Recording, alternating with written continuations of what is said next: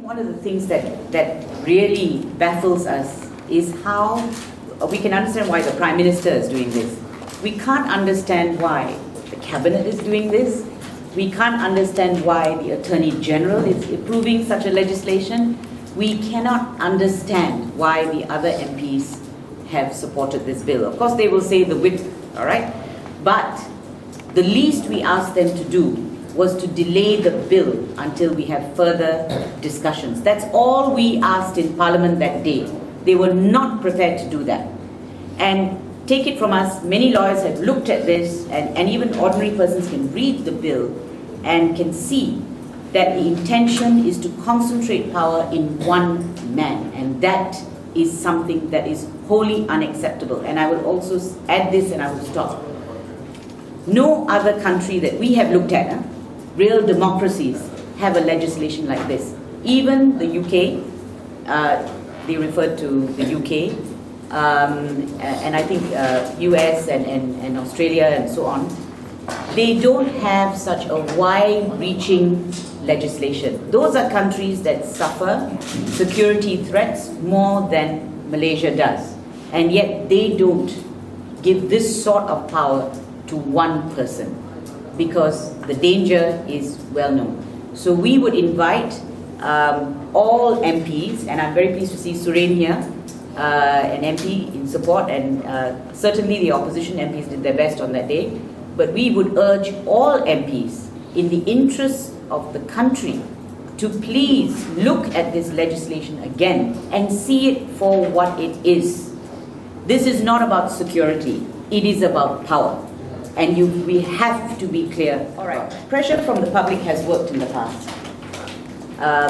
And I think if enough people show their disgust for this legislation and their objections to it, we are hoping that there are enough good people, even in government, who will see that this legislation is not for Malaysia. So I don't think we should give up.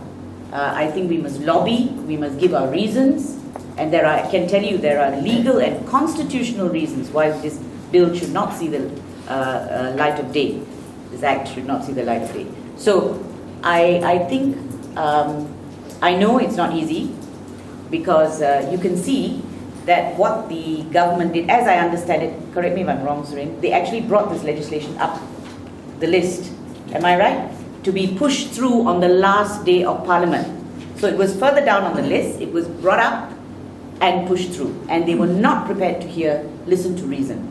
So yes, you're right, we are up against a bit of a brick wall here, because they were very keen to see it through, but we should never give up. I think, you see, as Eric says, he talked about the genie in the bottle. The one thing that we all know is that once you give someone power, you can never take it back.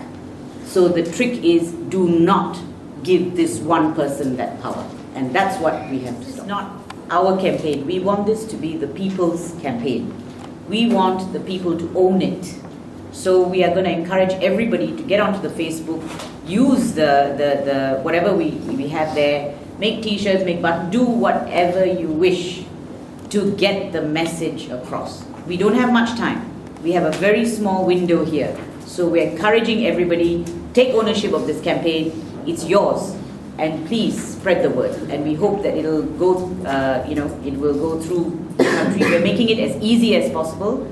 Our main target is through social media, so we hope everybody, will take part, come on board. We're actually trying to get a list of the MPs who voted for the bill on that day. It's proving a little bit difficult, but we will, because I'm curious actually to know that if any Sabah Sarawak MPs actually voted for this bill, because they're not in the Security Council.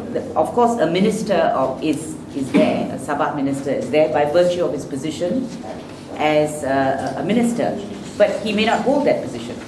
So in actual fact, you could completely exclude Sabah and Sarawak, and in fact they have been excluded, in my view, from the Security Council.